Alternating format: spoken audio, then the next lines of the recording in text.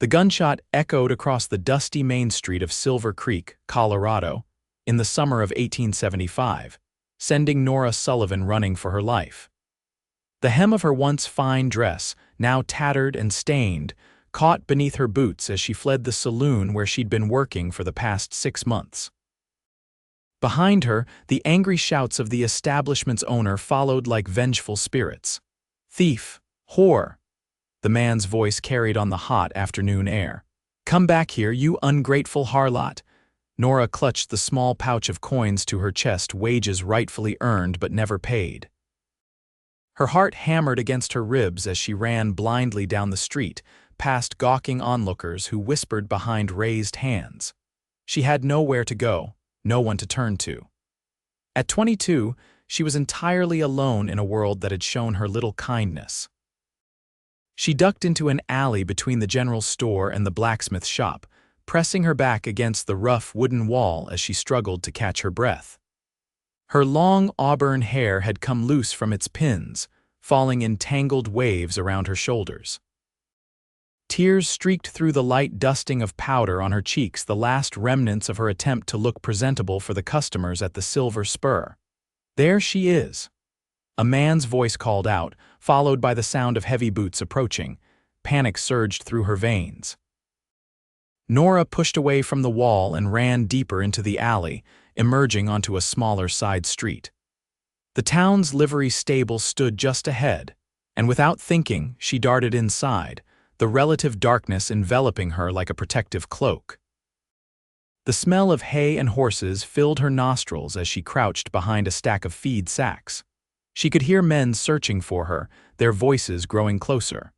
Nora closed her eyes, trying to make herself smaller, invisible. "You can't hide in my stable, miss." The voice was deep but quiet, not threatening like the others. Nora's eyes flew open to see a tall man standing before her, his expression unreadable beneath the shadow of his worn cowboy hat. He held a pitchfork loosely in one hand, his stance casual but imposing. "Please," she whispered, her voice cracking. "They'll hurt me." The man studied her for a long moment, his blue eyes taking in her disheveled appearance and the fear etched across her face. Then, without a word, he moved the feed sacks to better conceal her and turned to face the stable entrance just as 2 men burst in. Isaac Blackwood, one of them greeted, slightly out of breath. "Seen a woman run through here? Red hair, green dress." Isaac leaned on his pitchfork, shaking his head slowly. "No women in my stable, Montgomery, just horses and a lot of manure that needs shoveling. You volunteering?" The men exchanged glances. "That little thief stole from Mr. Jenkins. She needs to be taught a lesson." "Well, she ain't here," Isaac replied firmly. "And I've got work to do, so unless you're looking to buy a horse or rent a wagon, I suggest you take your search elsewhere." After a tense moment, the men retreated, muttering curses under their breath. Isaac waited until their footsteps faded before turning back to Nora's hiding place. "They're gone now," he said, offering his hand to help her up. Nora emerged cautiously, her legs trembling. "Thank you," she managed, though the words felt inadequate for what he'd done. "You're welcome." He tilted his head, studying her more carefully in the shafts of sunlight that streamed through gaps in the stable roof. "You're from Jenkins' place." It wasn't a question, and Nora felt shame wash over her. Everyone in town knew what kind of women worked at the Silver Spur. She lowered her gaze, unable to meet his eyes. "I didn't steal," she said quietly. "He owes me wages, 6 weeks' worth." Isaac nodded slowly. "Jenkins has a reputation for cheating folks, not just the girls who work for him." He moved to the stable door, peering out cautiously before turning back to her. "They'll be watching the roads out of town. You got somewhere to go?" Nora shook her head, clutching her small pouch of coins tighter. "No, I've been staying at the saloon." Isaac removed his hat, running a hand through his dark hair before replacing it. He appeared to be thinking deeply, weighing options she couldn't see. "I've got a ranch about 10 miles outside of town," he said finally. "My wagon's loaded with supplies I was about to take back. You could hide under the canvas until we're clear of Silver Creek." Nora stared at him, searching for signs of deception or ill intent, but found only a straightforward offer in his steady gaze. Still, she hesitated. Men didn't help women like her without expecting something in return. "Why would you help me?" she asked, her voice barely above a whisper. A shadow passed over Isaac's face. "Because I've got 2 little ones at home who lost their mama last winter, and I'd like to think if my Emily ever found herself in trouble, someone would offer her a helping hand." The mention of children surprised her. This man was a father, a widower. Something about the sadness in his eyes when he mentioned his late wife convinced Nora he was telling the truth. "What happens when we reach your ranch?" she asked. "You can stay the night, get yourself sorted out. In the morning I can take you wherever you want to go." He paused. "Or you can stay on for a spell. I could use help with the children. My daughter's just turned 6 and my boy's 4, too young to be without a woman's care, but that's how it's been." The offer stunned her. Work as a caretaker for his children. It seemed too good to be true, a chance to escape the life she'd fallen into out of desperation. "I don't know anything about being a proper lady," she admitted, "or caring for children." Isaac's mouth curved into a small smile. "Neither do they. They just need someone who won't let them run wild while I'm tending the cattle." He gestured to the wagon. "Decision's yours, but we ought to make it quick before Montgomery and his friends circle back." Outside, voices grew louder again. Nora made her choice in an instant, nodding to Isaac as he helped her climb into the back of the wagon and concealed her beneath the canvas and supplies. Minutes later, they were moving, the steady rhythm of the horses' hooves lulling Nora into an uneasy doze despite her precarious situation. She had no reason to trust this stranger, this cowboy with sad eyes who spoke of motherless children. Yet something told her that Isaac Blackwood might be her one chance at salvation, or at least a temporary reprieve from the life she'd been living. As the wagon rolled past the town limits of Silver Creek, Nora Sullivan closed her eyes and said a silent prayer that she wasn't making the biggest mistake of her already troubled life. The journey to Isaac's ranch took nearly 3 hours, the wagon jolting over uneven terrain as they left the main road for a less traveled trail. Nora remained hidden beneath the canvas, the afternoon heat making the air stifling and thick. Several times they passed other travelers, and she could hear Isaac exchanging brief greetings, his voice casual and unhurried, giving no indication of his hidden passenger. When the wagon finally came to a stop, Isaac's voice broke the silence. "We're here. It's safe to come out now." Nora pushed aside the canvas, blinking in the late afternoon sunlight. Before her stood a modest but well-built ranch house with a wide porch and sturdy log construction. A small barn and corral flanked one side, while a kitchen garden spread out from the other. Beyond, the land rolled away into pastures where cattle grazed against the backdrop of distant mountains. "It's not much," Isaac said as he helped her down from the wagon, "but it's home." Before Nora could respond, the front door of the house burst open, and 2 small children raced down the steps toward them. Pa, you're back," the little girl called out, her dark braids bouncing as she ran. The younger boy trailed slightly behind, his face breaking into a wide smile. Isaac dropped to one knee, opening his arms to catch both children in a warm embrace. "Hannah, Samuel, have you been good for Mrs. Peterson?" "Yes, Pa," Hannah answered, though her eyes had already fixed curiously on Nora. "Who's that lady?" Isaac straightened, placing a protective hand on each child's shoulder as he turned to Nora. "This is Miss Sullivan. She's going to be staying with us for a while to help look after you both." Samuel peered up at Nora with wide, solemn eyes that matched his father's. "Are you going to be our new mama?" The innocent question hung in the air, causing both adults to freeze momentarily. Isaac recovered first, gently squeezing his son's shoulder. "Miss Sullivan is our guest, Samuel. She's going to help us out for a time." He glanced at Nora apologetically. "Children need to be straightforward, I'm afraid." From the porch, an elderly woman emerged, wiping her hands on her apron. "About time you got back, Isaac. I was beginning to worry." "Thank you for watching them, Mrs. Peterson," Isaac called back. "I've brought Miss Sullivan to help with the children. She'll be staying with us." The older woman's gaze traveled over Nora, taking in her disheveled appearance and the fine but worn quality of her dress. Though her expression remained neutral, Nora could feel the assessment in the woman's gaze and possibly recognition of what kind of establishment might employ a woman dressed as she was. "I see," Mrs. Peterson said after a moment. "Well, I've left stew simmering for supper. The bread's fresh this morning." She descended the steps, collecting her shawl from the porch railing. "I'll be getting back to my own place then." Isaac walked the woman to a small buggy tethered nearby, speaking to her in low tones that Nora couldn't quite make out. The children remained beside her, Hannah studying her with open curiosity while Samuel had taken to hiding partially behind his sister. "Your dress is pretty," Hannah said finally, "but it's torn at the bottom." Nora glanced down at her tattered hem. "Yes, it is. I had to run very fast today and it got caught on something."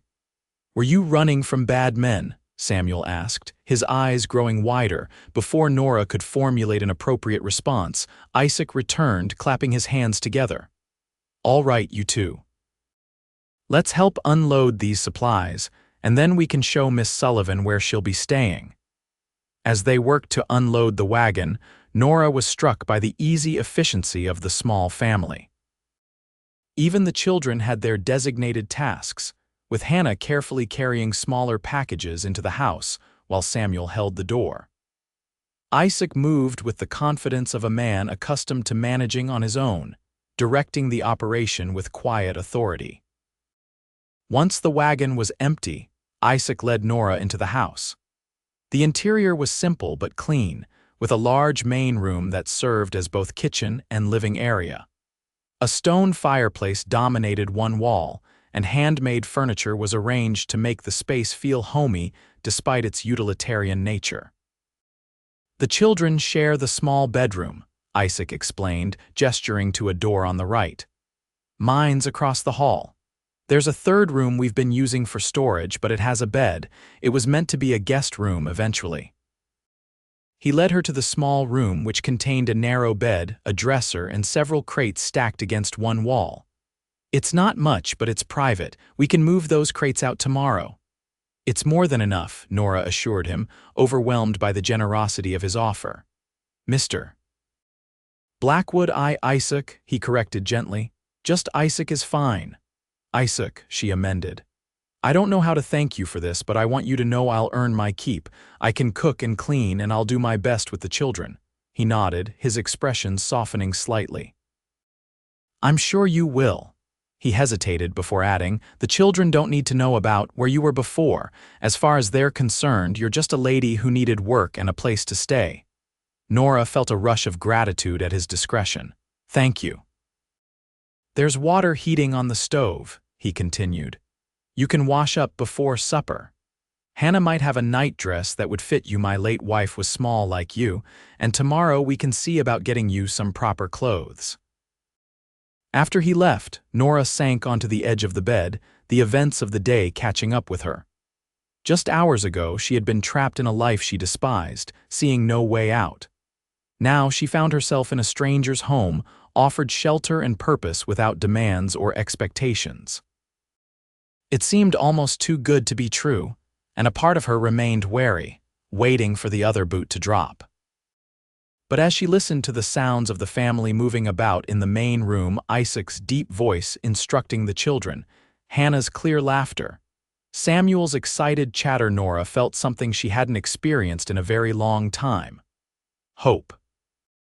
That evening, seated at the simple wooden table with Isaac and his children, Nora experienced her first family meal in years. The stew was hearty, the bread fresh and warm, and the conversation flowed more easily than she would have expected. Hannah chatted enthusiastically about her day, while Samuel occasionally piped up with observations of his own. Isaac maintained a patient interest in their stories, gently correcting when they interrupted each other. "Miss Sullivan, do you know any stories?" Hannah asked as they finished their meal. "Pa tells good ones, but he always tells the same ones." "That's not true," Isaac protested with mock indignation. I told a new one just last week. About the bear and the honey tree, Samuel nodded seriously, but that was just once. Nora smiled, surprised by how comfortable she already felt with them. I do know some stories. My mother used to tell me tales about fairies and magical creatures when I was about your age. Can you tell us one? Hannah's eyes lit up with excitement. After you help clear the table, Isaac interjected. Chores first, then stories. To Nora's surprise, both children immediately began gathering dishes without complaint. She rose to help, carrying plates to the washbasin where Isaac had already begun pumping water. You don't have to do that, she said quickly. I can wash up. We all pitch in here, he replied, handing her a dish towel. I wash, you dry, the children put away. It goes faster that way.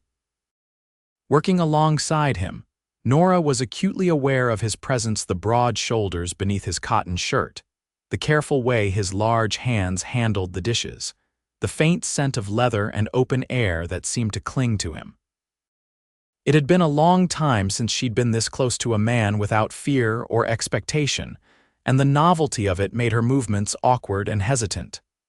The children seem very well behaved, she commented, trying to ease her own discomfort. Isaac nodded. Emily was strict about manners and helping out. I've tried to keep to her ways since she's been gone. A shadow crossed his face at the mention of his late wife. It's been hard on them, especially Hannah. She remembers her mother more clearly than Samuel does. How did your wife? Nora began, then stopped herself. I'm sorry, that's not my place to ask. Fever, Isaac answered anyway, his voice low so the children wouldn't hear from where they were arranging dishes in the cabinet. Last winter was harsh. It took her in 3 days, despite everything the doctor tried. He passed her another plate, his fingers briefly brushing against hers. That's why Mrs. Peterson has been helping with the children when I need to go to town. She was Emily's aunt. She didn't seem very pleased about me being here, Nora observed quietly. Isaac's mouth quirked in a half-smile that didn't reach his eyes. Mrs. Peterson worries about appearances. She'll come around when she sees how good you are with Hannah and Samuel.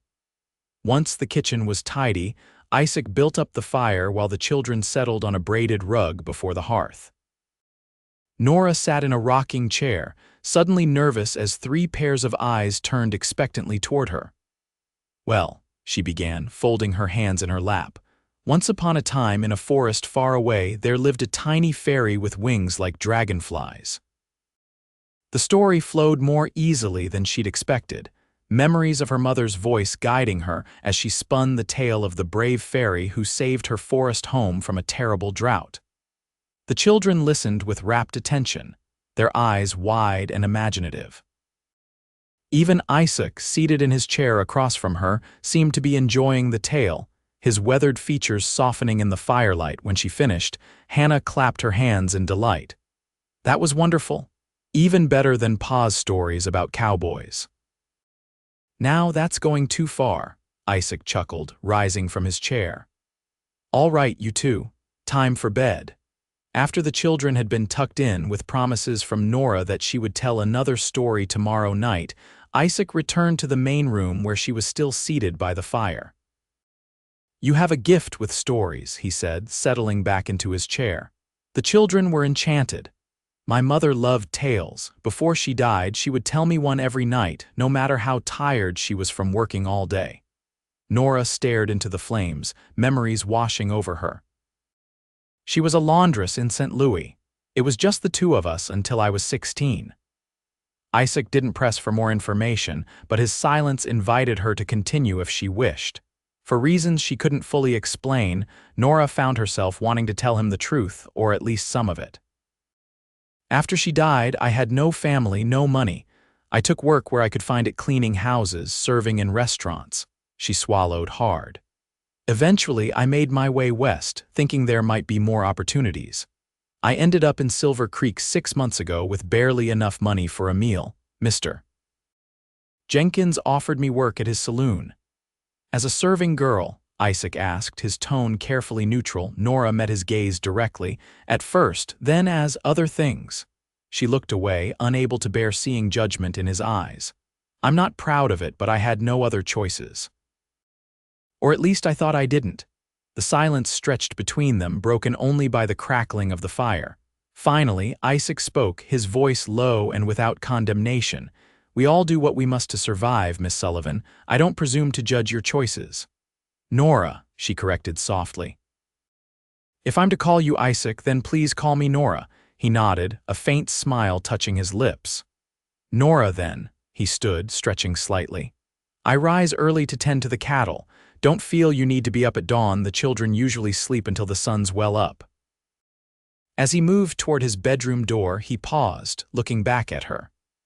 Whatever brought you here, Nora Sullivan, I want you to know you're safe now. No one will harm you under my roof. With that promise hanging in the air between them, he bid her good night and disappeared into his room, leaving Nora alone with the dying fire and thoughts of a new beginning she had never dared to imagine possible.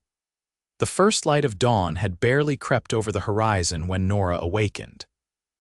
For a disorienting moment, she didn't recognize her surroundings: the simple quilted bed cover, the bare wooden walls, the small window framing a view of mountains touched by pink morning light. Then memory returned, bringing with it a sense of wonder that yesterday's events hadn't been a dream. She rose quietly, dressing in the same clothes she'd worn the day before. Emily's nightdress had fit her well enough, though the thought of wearing a dead woman's clothing had felt strange. In the main room, she found the fire already stoked and coffee brewing on the stove. Isaac must have risen even earlier than he'd said. Through the window, she could see him in the distance, moving among the cattle in the nearest pasture. Even from afar, there was something compelling about his tall figure, the way he moved with purpose and confidence. Nora shook her head, pushing away such thoughts. Whatever kind of arrangement this was, she couldn't allow herself to develop any foolish notions about her benefactor. Instead, she turned her attention to the kitchen, determined to prove her usefulness immediately. By the time Isaac returned to the house an hour later, she had breakfast well underway: biscuits baking in the oven, bacon frying in the cast iron skillet, and coffee poured into a mug waiting for him. He paused in the doorway, surprise evident on his face. You didn't have to do all this. I wanted to, Nora replied, turning the bacon with a fork. I'm an early riser anyway, and I meant what I said about earning my keep. Isaac removed his hat, hanging it on a peg by the door. Well, it smells a sight better than my usual breakfast. The children will be thrilled. As if summoned by their mention, Hannah appeared in the doorway to the children's bedroom, rubbing sleep from her eyes. Her face brightened when she saw Nora at the stove. You're still here, she exclaimed, as though she'd half expected Nora to have vanished in the night. Of course I am, Nora smiled. I promised you another story tonight, didn't I? I always keep my promises. Samuel emerged next, his dark hair tousled from sleep, clutching a small wooden horse. Is that bacon? He asked hopefully, his nose twitching at the aroma filling the kitchen. It certainly is, Nora answered. And biscuits too. Why don't you both wash up while I finish cooking? The children scampered to the wash basin, and Isaac caught Nora's eye over their heads, his expression a mixture of gratitude and something else she couldn't quite name. The simple domesticity of the scene struck her forcefully. How easily she had slipped into this role. How natural it felt to be preparing breakfast for this small family. Over the meal, Isaac outlined the day ahead. I need to mend the fence in the north pasture today. Mrs.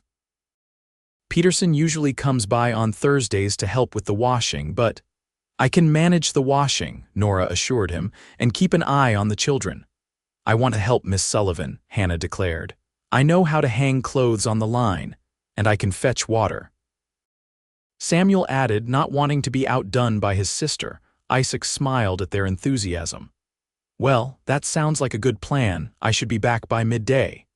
He hesitated before adding, Nora, there's a trunk in my room with some of Emily's things. You're welcome to see if any of her clothes might fit you. It seems a shame for them to sit unused when you have need. The offer touched her deeply. Are you certain? I wouldn't want to intrude on her memory. Emily wasn't one for sentiment about possessions. Isaac said, his voice gentle but firm. She would have been the first to offer her things to someone in need. After Isaac had ridden out to the north pasture, Nora spent the morning becoming acquainted with the rhythm of ranch life.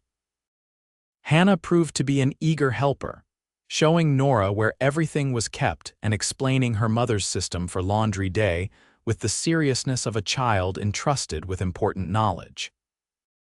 Mama always said to wash the whites first, then the colors, she instructed as they filled the large metal washtub. And we save the soapy water for Pa's work clothes because they're the dirtiest.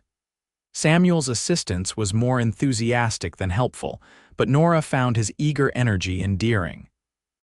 He splashed more water than he carried, but his beaming face when she thanked him for his help was reward enough for the puddles on the porch. By mid-morning, with the first batch of laundry hanging on the line behind the house, Nora finally had a moment to explore Emily's trunk. She entered Isaac's room hesitantly, feeling like an intruder in this most private space. The room was neat but sparse: a large bed with a simple quilt, a chest of drawers, a small table with a Bible and a leather-bound journal resting on it. No personal touches or decorations softened the utilitarian space. The trunk sat at the foot of the bed, its brass latches dull with age. Nora knelt before it, lifting the heavy lid carefully. Inside lay the carefully folded remnants of a woman's life: dresses in practical fabrics, aprons, shawls, and a few pieces of modest jewelry wrapped in handkerchiefs. As she lifted each item, Nora tried to form a picture of Emily Blackwood, a woman who had loved these children, who had been Isaac's wife, whose absence still echoed through this house more than 6 months after her death. From the clothing, Nora selected 2 everyday dresses that looked as though they might fit her, a nightgown more modest than the one she'd borrowed, and a shawl for cooler evenings. As she was about to close the trunk, her fingers brushed against something hard beneath the remaining garments. Curious, she pushed aside a folded quilt to reveal a daguerreotype in a simple frame. The image showed a young woman seated with a baby on her lap and a small girl, Hannah, unmistakably standing beside her. Emily had been pretty in a wholesome way, with dark hair similar to her daughter's and a sweet, serious smile. The baby must have been Samuel, which meant the picture had been taken about 3 years ago. "That's my mama." Nora startled at the small voice behind her. Hannah stood in the doorway, watching her with those solemn eyes that seemed to see more than a child should. "Yes," Nora acknowledged, carefully replacing the photograph. "Your father said I might borrow some of her clothes." Hannah entered the room, moving to stand beside Nora at the open trunk. "Pa keeps her picture in here instead of out in the main room because he says it makes him too sad to see it all the time." She reached in, touching the frame gently. "Sometimes I come in here when Pa's working just to look at her face so I don't forget what she looked like." The simple statement, delivered with a child's directness, brought tears to Nora's eyes. "You must miss her very much," Hannah nodded. "Samuel doesn't remember her as good as I do. He sometimes calls Mrs. Peterson Mama by mistake, and that makes Pa look sad." She glanced up at Nora. "Are you going to stay with us for a long time?" The question caught Nora off guard. I'm not sure, Hannah. Your father has kindly offered me a place to stay for now." "I hope you stay," the child said with surprising frankness. "Pa doesn't laugh much since Mama died. But he smiled at breakfast this morning when you were telling Samuel about the biscuits rising in the oven." Before Nora could formulate a response, Samuel's voice called from outside, announcing that Isaac was returning. Hannah darted from the room, leaving Nora to close the trunk and gather the borrowed clothes with hands that trembled slightly from the weight of the child's innocent observations. By the time Isaac entered the house, Nora had composed herself and was preparing lunch, a simple meal of bread, cheese, and dried fruit. He looked tired but satisfied, reporting that the fence had been successfully mended and no cattle had wandered off. "I see the washing's well underway," he commented, noticing the clothes fluttering on the line through the window. "The children weren't too much trouble." "Not at all," Nora assured him. "They've been wonderful helpers." As they ate, Isaac outlined the rest of the week's tasks. Normally, I'd ride into town on Saturday for supplies, but given the circumstances. He glanced at Nora meaningfully. I think it best if we avoid Silver Creek for a while. There's a smaller settlement about 15 miles east Riverton. We can go there instead if we need anything urgently. Nora nodded, grateful for his consideration. I don't want to cause you any inconvenience. It's no trouble. Riverton has a decent general store and fewer people who might recognize you. He hesitated before adding, I should warn you, though word travels in these parts. Even staying away from Silver Creek, it's only a matter of time before someone connects you to the woman who ran from Jenkins' saloon. The reminder of her past brought a flush of shame to Nora's cheeks. Perhaps I shouldn't stay too long then. I wouldn't want to bring scandal to your door, especially with the children to consider. Isaac's expression hardened slightly. I don't much care for gossip or what people might say. My concern is for your safety, not my reputation. His voice softened as he added, as for the children, having you here has already brought more life to this house than we've seen in months. That afternoon, while Isaac worked in the barn and the children napped, Nora changed into one of Emily's dresses. The simple blue cotton fit reasonably well. Though it was a bit loose in the bodice and short at the ankle, Emily had been slightly taller and fuller figured. Still, it was the most respectable garment Nora had worn in years, and she ran her fingers over the neat stitching with appreciation. When Isaac saw her in his late wife's dress later that day, he paused briefly, a flicker of something recognition, memory, approval, crossing his features before he nodded and continued with his task of bringing in firewood. But Nora caught Hannah watching the exchange, her young face thoughtful beyond her years. That evening after supper, true to her promise, Nora told another story by the fire.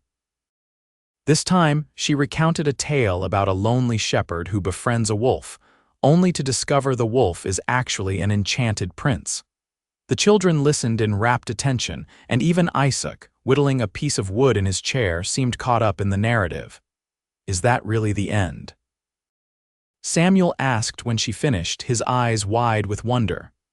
The shepherd and the prince became brothers forever? That's right, Nora confirmed. They found a family in each other, even though they weren't born as brothers. Like how you're not really our mama, but you're taking care of us anyway. Samuel's innocent question hung in the air, causing a moment of awkward silence. Hannah elbowed her brother. Samuel, Miss Sullivan is our friend, not our mama. Children, Isaac intervened gently, it's time for bed.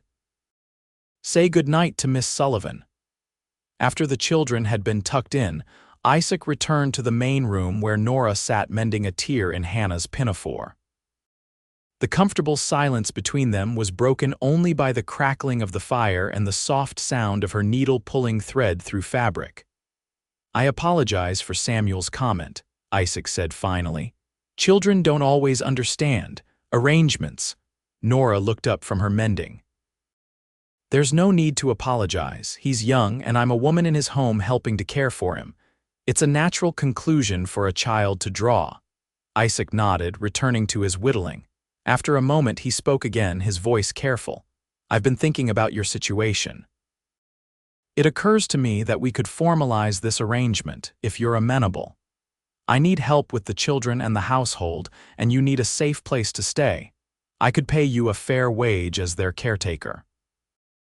The offer was generous and practical, but something in Nora felt a twinge of disappointment that she quickly suppressed.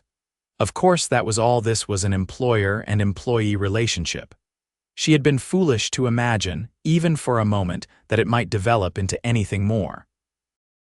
That's very kind, she replied, keeping her voice steady. I accept your offer. Good. Isaac seemed relieved. We can discuss the details tomorrow. For now, I think we could both use some rest. As she lay in bed that night, listening to the unfamiliar sounds of the ranch at night, the distant lowing of cattle, the occasional hoot of an owl, the creaking of the house as it settled, Nora reflected on the strange turn her life had taken. 2 days ago, she had been serving drinks to rough men in a saloon, accepting their crude advances with a fixed smile, seeing no escape from the life she had fallen into. Now she was employed as a caretaker in a respectable household, wearing a decent woman's clothes, telling children's stories by the fire. It seemed almost too good to be true. Yet the memory of Isaac's face when he had outlined their arrangement kept her from feeling entirely content. He had been kind, even generous, but there had been a distance in his manner, a careful formality that reminded her that she was, after all, just a fallen woman he had rescued out of pity and practical need. Nora turned onto her side, pulling the quilt tighter around her shoulders. She had no right to expect more, no right to hope for anything beyond the safety and respectability he had already offered. That would have to be enough. The next few weeks settled into a rhythm that brought an unexpected peace to Nora's life. Each day began with Isaac rising before dawn to tend to the livestock, while she prepared breakfast and got the children ready for the day. Their mornings were filled with chores, laundry, cleaning, gardening with Hannah and Samuel, helping in their enthusiastic if not always effective way. Isaac would return for the midday meal, sometimes staying to work around the house in the afternoon, other times riding back out to check fences or move cattle to fresh pasture. Evenings were spent together, simple suppers followed by stories by the fire, sometimes games with the children, occasionally quiet conversation between the adults after the little ones had gone to bed. True to his word, Isaac paid her a fair wage, though Nora found herself with little need or opportunity to spend it. Once a week, they made the journey to Riverton for supplies, a small family unit that drew curious but not unfriendly glances from the townspeople who didn't know their story. As June turned to July, the summer heat intensified, making the work harder but the evenings on the porch sweeter as they caught the cooling breeze. Nora found herself growing more attached to the children with each passing day, Hannah's serious nature hiding a mischievous streak that reminded Nora of herself as a child. Samuel's open affection and endless questions about everything from why the sky was blue to where his mother had gone when she died. And then there was Isaac. Despite his initial formality, a comfortable friendship had developed between them. He was not a man of many words, but when he did speak, his observations were thoughtful and often laced with a dry humor that surprised and delighted her. She learned that he had inherited the ranch from his father, that he had met Emily in Riverton where her family owned the general store, that he had dreams of expanding his herd and someday building a larger house for the children. What he didn't speak of was his grief, though Nora sometimes caught him watching his children with a shadow in his eyes, or staring at nothing in particular with a look of such profound loss that it made her heart ache. On those occasions, she would find a reason to bring him coffee or ask his opinion on some household matter, drawing him gently back to the present without acknowledging the pain she had witnessed. One particularly hot afternoon in late July, Isaac suggested they take the children to a swimming hole on the property, a deep section of the creek that ran along the eastern boundary of the ranch. The idea of cooling off in the water was too tempting to resist, and soon they were making their way through a stand of cottonwoods toward the sound of running water. The swimming hole was perfect, a wide, deep pool where the creek slowed and gathered before continuing its journey downstream. Smooth rocks lined one edge while a fallen tree provided a natural diving platform on the other. "Pa, can we go in right away?" Hannah asked, already untying her shoes. "Let me check the depth first," Isaac replied, removing his hat and outer shirt. "The water level changes after heavy rain." Nora busied herself spreading out the blanket she had brought, along with a basket containing cold chicken and biscuits for their lunch. She deliberately kept her eyes averted as Isaac waded into the water in his undershirt and trousers, testing the depth. "It's safe," he called after a minute. "Not too deep near the edge where you can stand, deeper in the middle." The children needed no further encouragement, stripping down to their underwear and splashing into the creek with squeals of delight. Nora laughed at their antics, perching on a rock at the water's edge to watch. "Aren't you coming in?" Isaac asked, pushing wet hair back from his forehead as he stood waist-deep in the clear water. Nora shook her head. "I'll just watch the children. They'll be fine, I'm right here with them." He moved closer to the edge where she sat.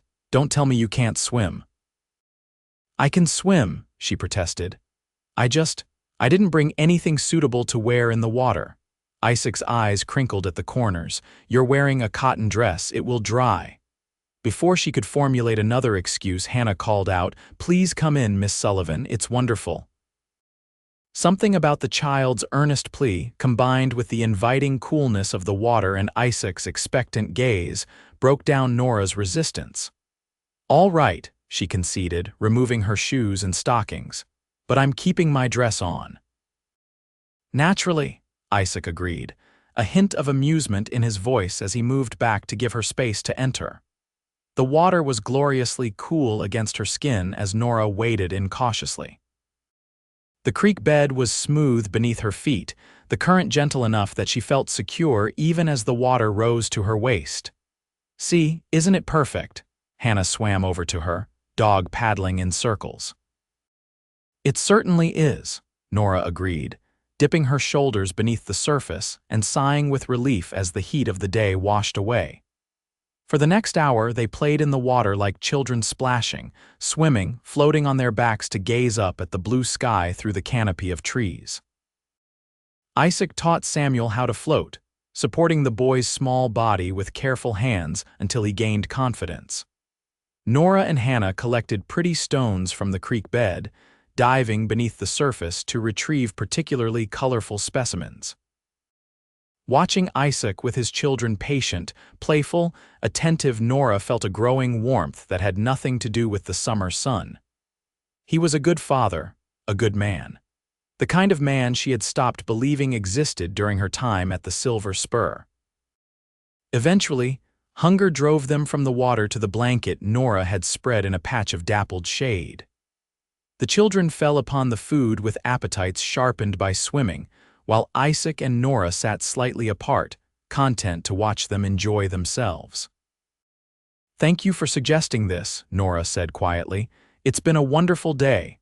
Isaac nodded, his gaze still on the children. "We haven't come here since before Emily died. It was one of her favorite places." He glanced at Nora, a faint smile touching his lips. "It feels right to be here again." The simple statement held layers of meaning that Nora didn't dare interpret too hopefully. Instead, she returned his smile and offered him a biscuit, letting the moment pass without comment. As they gathered their things to return to the house later, Hannah approached Nora with a serious expression. "Miss Sullivan, may I ask you something?" "Of course, Hannah." The child glanced toward her father, who was helping Samuel put his shoes back on, then lowered her voice. "Would it be all right if I called you Nora instead of Miss Sullivan? Samuel already does sometimes by accident, and it sounds nicer." Touched by the request, Nora knelt to meet the girl at eye level. "I would like that very much, Hannah." The child beamed, then impulsively threw her arms around Nora's neck in a quick hug before running off to help her brother. Nora remained kneeling for a moment, overcome by an emotion she couldn't quite name, a mixture of tenderness, gratitude, and a painful awareness that none of this was truly hers to keep. When she looked up, she found Isaac watching her, his expression unreadable in the dappled sunlight filtering through the trees. The swimming expedition marked a subtle shift in the household dynamic. Hannah and Samuel, with a child's natural ability to adapt, had fully embraced Nora's presence in their lives. They sought her out for comfort when they were hurt, brought her wildflowers they had picked in the meadow, asked for her approval on their small accomplishments. More significantly, they had begun to refer to her simply as Nora rather than the more formal Miss Sullivan, creating an intimacy that both warmed and worried her. Isaac, too, seemed to have relaxed some of his earlier reserve. Their conversations in the evenings after the children were asleep grew longer and more personal. He spoke of his hopes for the ranch, shared stories from his childhood, even occasionally mentioned Emily in a way that suggested the sharp edges of his grief were slowly smoothing with time. One evening in early August, As they sat on the porch watching heat lightning play across the distant mountains, Isaac broached a subject they had carefully avoided. The children's birthdays are coming up next month. Hannah will be 7, and Samuel turns 5 the week after. He paused, sipping from a cup of coffee that had long gone cold. I'd like to do something special for them. Last year we were still. It wasn't a celebration, more of an acknowledgement. Nora understood what he left unsaid. Last year they had still been deep in mourning, the loss of Emily too fresh for genuine celebration. What did Emily usually do for their birthdays? She asked gently. A small smile touched Isaac's lips at the memory. She would bake a special cake, and there would be one gift, something she had made or saved for. Nothing extravagant, but the children looked forward to it all year. We could do something similar, Nora suggested. I can bake a cake, and perhaps we could invite Mrs. Peterson and a few of the children's friends from Riverton. Make it a proper party. Isaac considered the idea, nodding slowly. They would like that. Hannah has mentioned a girl she plays with when we go to town, the blacksmith's daughter, I believe. Then it's settled, Nora said with more confidence than she felt. In truth, she had never planned a child's birthday celebration, had never been part of a family where such occasions were marked with special attention. But for Hannah and Samuel, she was determined to create something memorable. They spent the next hour discussing details: who to invite, what games the children might enjoy, what gifts might be appropriate. As the conversation wound down, Isaac turned to face her more directly. Nora, he began, his voice taking on a more serious tone, there's something I've been meaning to discuss with you. She tensed slightly, wondering if he was about to suggest it was time for her to move on, now that she had saved a bit of money and proven she could find respectable employment. It's been nearly 2 months since you came here, he continued. The arrangement we made, it was meant to be temporary, a way for you to get back on your feet while helping us through a difficult time. Nora's heart sank. Here it was the gentle dismissal she had been half expecting, half dreading. But the children have grown attached to you, Isaac said, surprising her. And frankly, so have I as a friend, he added quickly. The house feels like a home again since you've been here. Hope flickered within her, though she tried to temper it with caution. I've grown attached to all of you as well. Isaac cleared his throat, his usual confidence seemingly deserting him. What I'm trying to say is, I'd like you to consider staying on, not just as the children's caretaker, but as a permanent part of our household. Nora stared at him, trying to understand exactly what he was proposing. In what capacity? He met her gaze directly. As my wife. The words hung in the warm night air between them, momentous and unexpected. Nora found herself unable to respond, her mind racing with conflicting emotions: disbelief, hope, confusion, fear. I know this isn't the most romantic proposal, Isaac continued when she remained silent. And I want to be clear, this would be a practical arrangement, beneficial to us both. You would have security, respectability, a permanent home with the children you've come to care for. I would have someone to help raise my children, to share the burden of running this household. He paused, adding quietly, We get along well, Nora. We've become friends, I think. Many marriages start with less. A marriage of convenience, Nora said softly, trying to keep the disappointment from her voice. Of course he wasn't proposing out of love, how could he? She was a fallen woman, a former saloon girl he had rescued from disgrace. That he would offer her his name at all was more than she could have hoped for. I wouldn't put it that way, Isaac replied, frowning slightly. But yes, a partnership based on mutual respect and common goals rather than romantic notions. Nora looked away, gazing out at the darkened landscape as she tried to sort through her feelings. The practical part of her recognized the wisdom of his offer. She would never find a better situation, a more secure future. The children needed her, and she had grown to love them as if they were her own. And Isaac?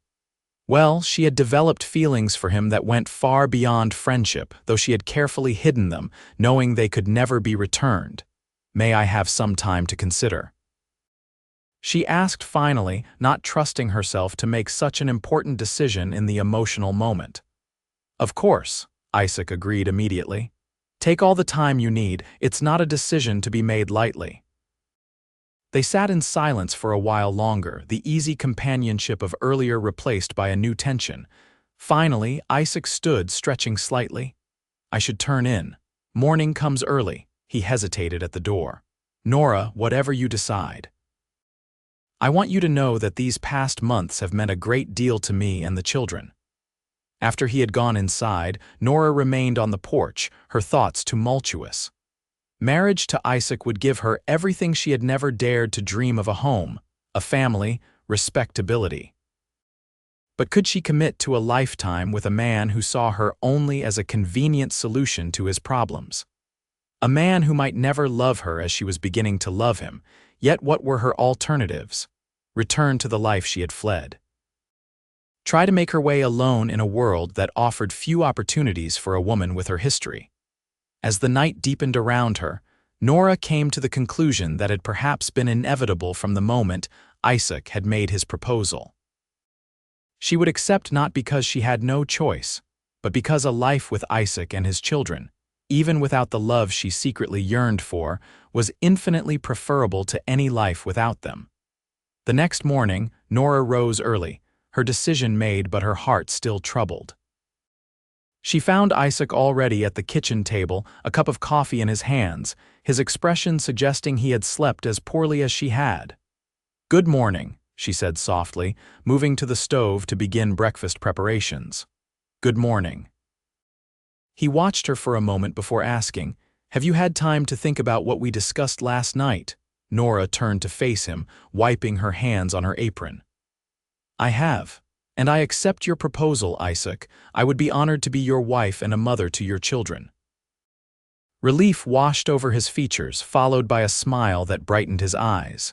"You've made me very happy, Nora, and the children will be overjoyed. When should we tell them?"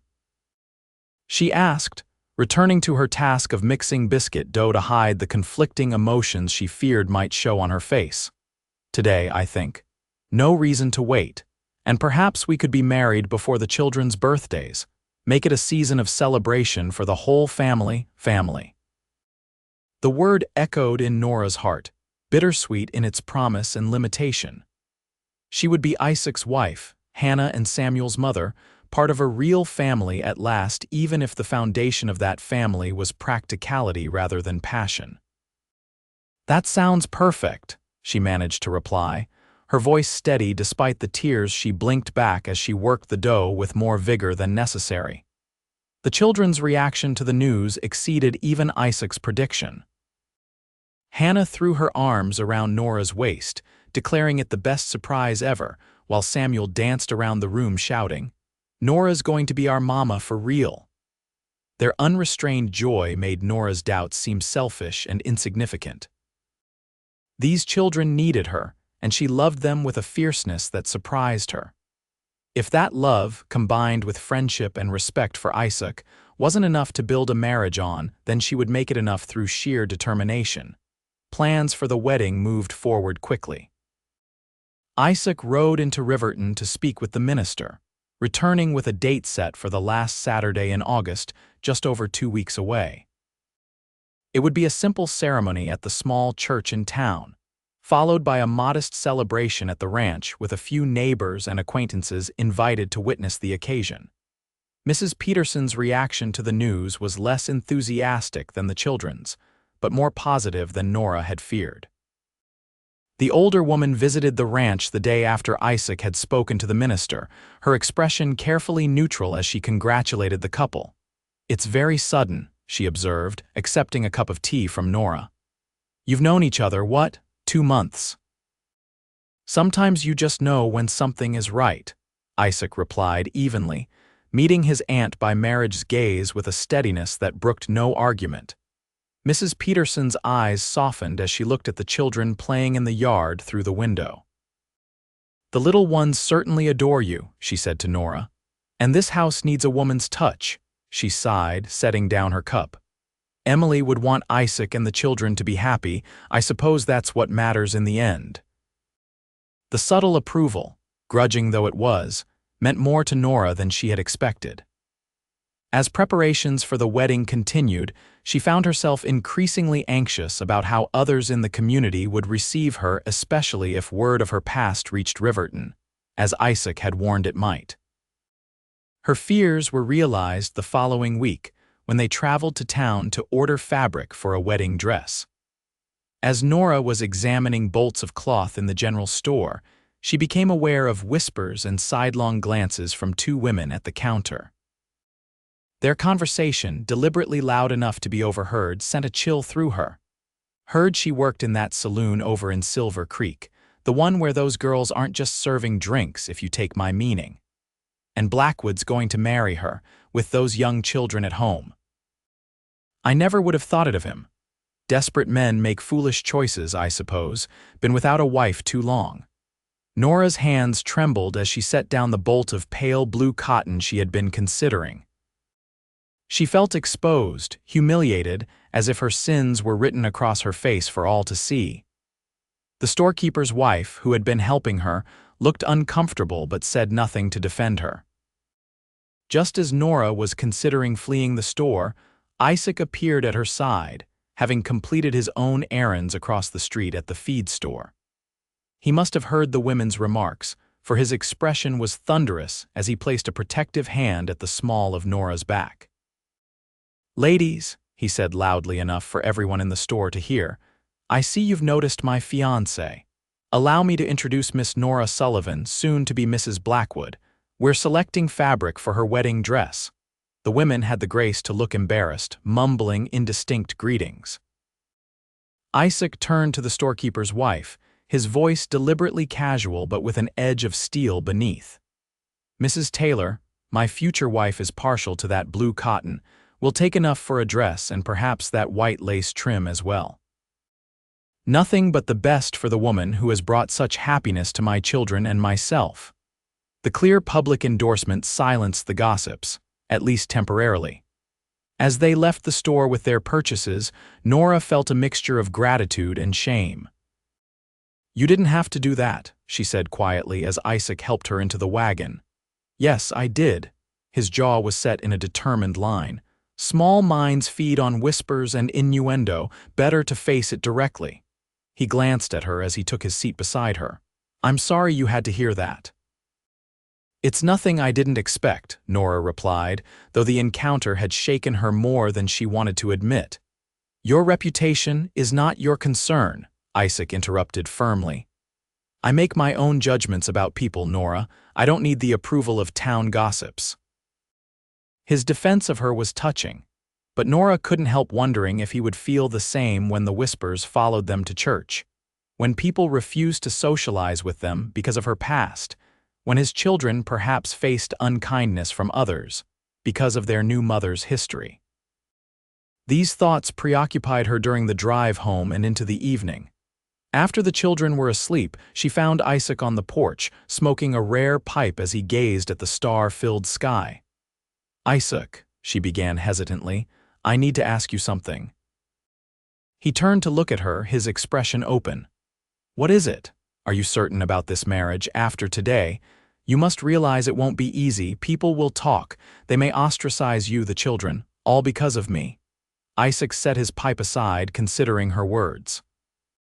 "Do you know why I asked you to marry me, Nora? Because the children need a mother, because it's practical." He shook his head slowly. "Those are reasons, yes, but not the main one." He stood, moving closer to her. "I asked you because in the short time you've been here, you've brought life back to this house. You've made Hannah laugh again.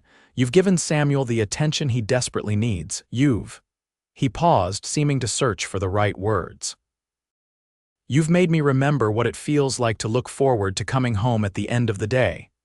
The simple honesty of his statement touched her deeply. "But is that enough? Friendship and convenience." "It's more than many marriages start with," Isaac replied. Then, with a hesitancy she had rarely seen in him, he added, "And perhaps, with time, it could grow into something more." The implication in his words that he might someday come to feel for her what she already felt for him kindled a dangerous hope in Nora's heart. She tried to temper it, reminding herself that he was still grieving Emily, that his proposal had been framed in terms of practicality, not passion. "I just want you to be sure," she said finally.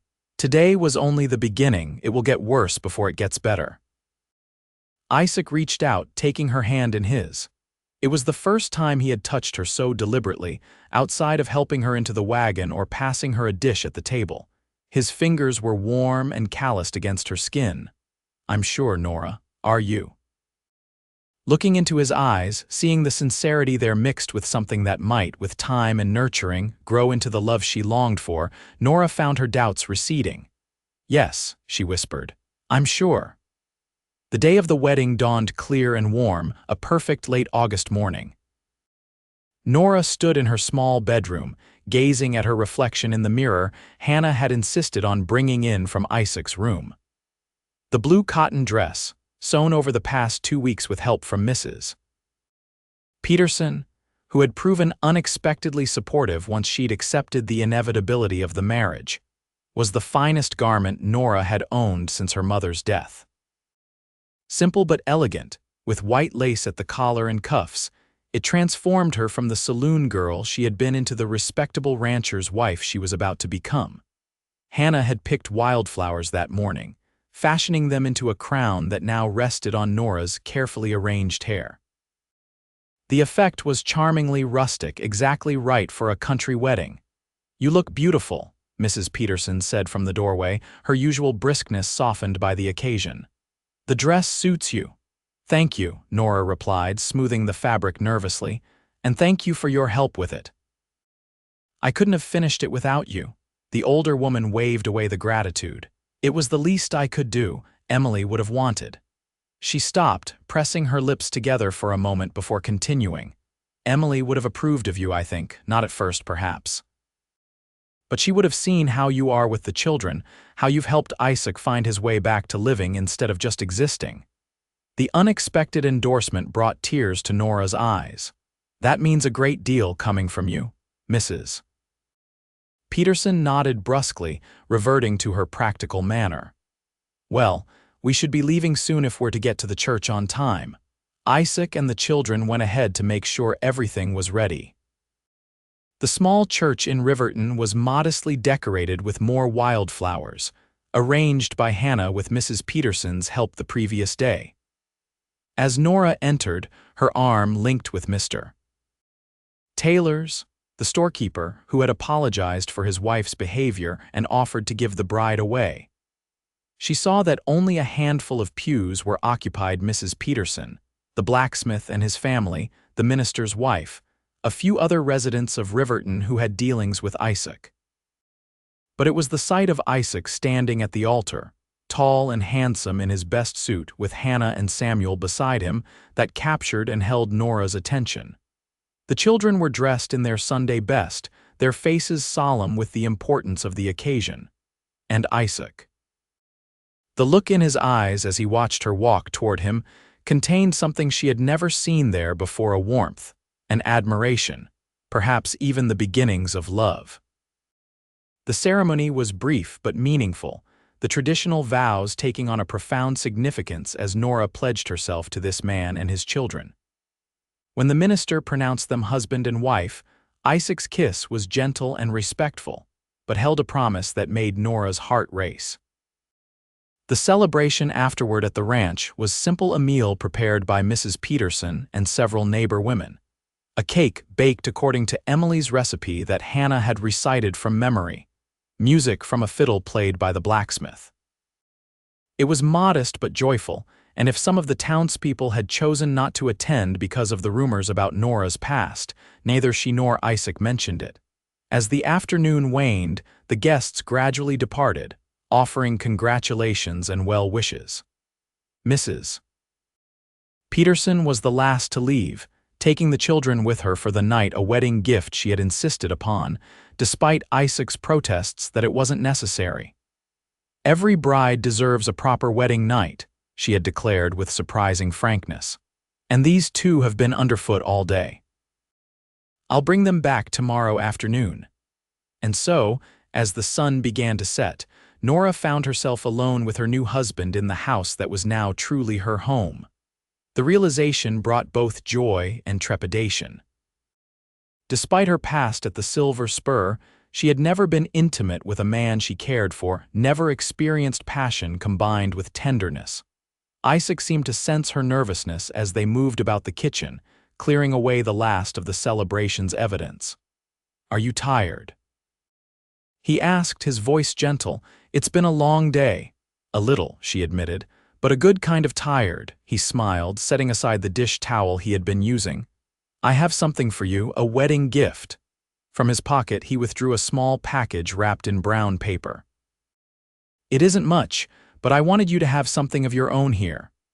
Nora unwrapped the package carefully to reveal a small silver locket on a delicate chain.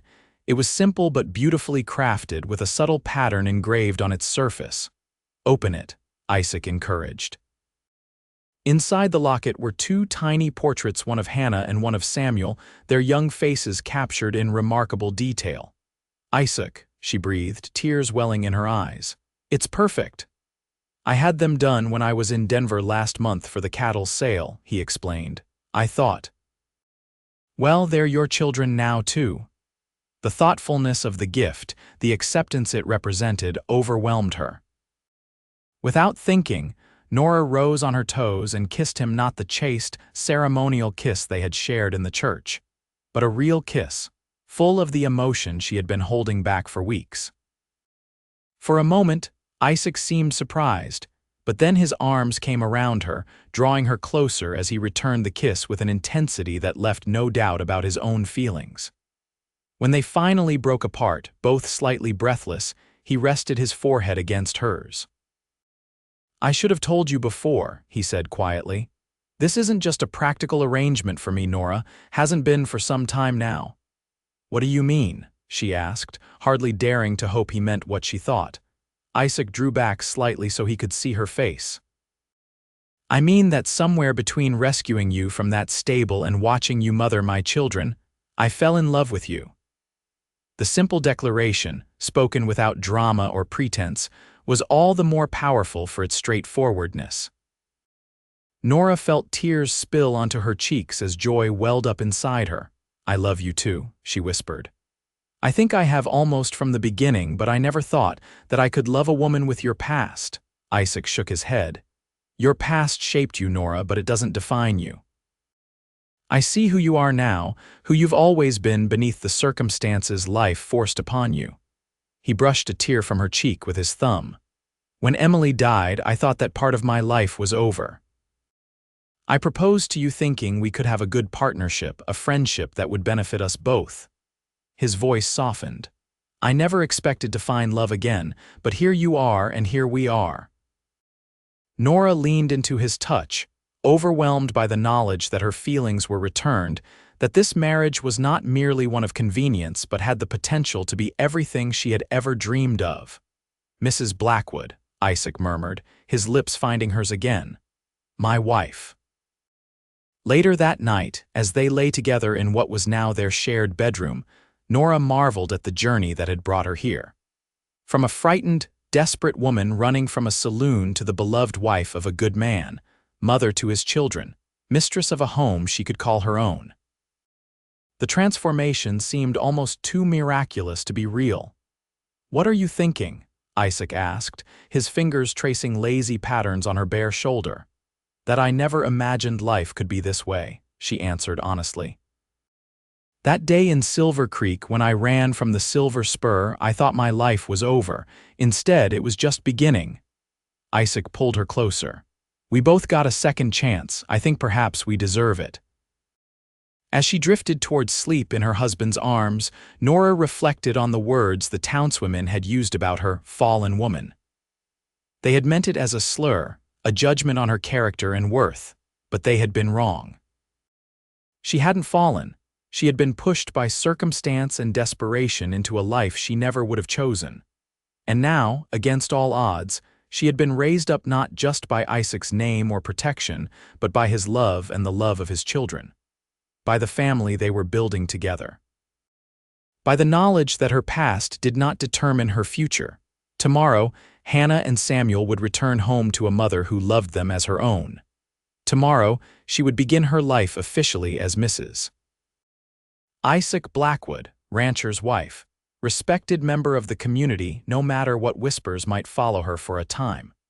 For tonight, it was enough to know that she was exactly where she was meant to be, in the arms of the man who had seen beyond her circumstances to the woman she truly was.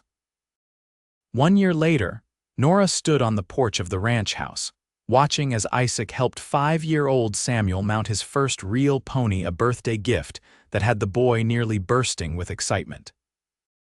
Hannah sat nearby on the steps, carefully crafting a daisy chain and offering occasional advice to her brother on proper horseback posture. The past 12 months had transformed not only Nora's life, but the entire Blackwood household. The ranch had prospered under Isaac's careful management, allowing for improvements to the house, including a new bedroom built onto the back, a necessity with the impending arrival of their baby, due in just over a month. Nora placed a hand on her swollen belly, feeling the child within shift and kick. The pregnancy had been a surprise, coming just 4 months after their wedding, but a joyful one. Isaac had been overwhelmed when she told him, gathering her in his arms with tears in his eyes.